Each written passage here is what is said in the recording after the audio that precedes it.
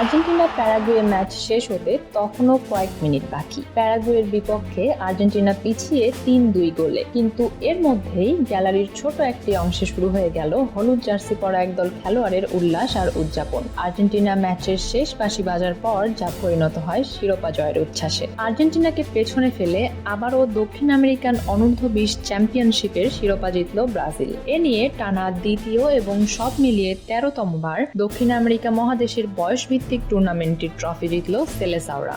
অথচ এবারের আসরে ব্রাজিলের শুরুটা ছিল ভুলে যাওয়ার মতোই। চির প্রতিদ্বন্দ্বী আর্জেন্টিনার কাছ থেকে 6 গোল খেয়ে দক্ষিণ আমেরিকান অনূর্ধ্ব-20 চ্যাম্পিয়নশিপ শুরু করেছিল ব্রাজিল। সেই ম্যাচে ব্রাজিলের দুর্দশা দেখে সম্ভাব্য শিরোপাজয়ী দলের তালিকা থেকে অনেকেই কেটে দিয়েছিল তাদের নাম। বিপরীতে আর্জেন্টিনাকে অনেকেই তখন সম্ভাব্য চ্যাম্পিয়ন হিসেবে দেখা শুরু করেছিলেন। কিন্তু উত্থান পতনের নাটকীয়তায় সেই আর্জেন্টিনাকে হতাশায় ডুবিয়ে শিরোপা জিতেছে ব্রাজিলই। চূড়ান্ত পর্বে প্রথম 4 ম্যাচ শেষে ব্রাজিল ও আর্জেন্টিনা দুই দলেরই পয়েন্ট ছিল 10 করে। ফলে শেষ ম্যাচ দিয়েই শিরোপা নির্ধারণের অপেক্ষায় ছিল দুই দল। ভেনেজুয়েলার জোসে অ্যান্তোনিও স্টেডিয়ামে রোববার রাতে প্রথমে ব্রাজিল মুখোমুখি হয় চিলির। ম্যাচের 72 মিনিট পর্যন্ত ব্রাজিল অবশ্য বেশ চাপেই ছিল, তবে শেষ 17 মিনিটে দারুণভাবে ঘুরে দাঁড়ায় দলটি। 73 থেকে 88 মিনিটের মধ্যে 3 গোল করে ম্যাচ জিতে নেয় 3-0 ব্যবধানে। ব্রাজিলের হয়ে গোল করেন ডেভিড ওয়াশিংটন, পেড্রো এবং রিকার্ডো ম্যাথিয়াস।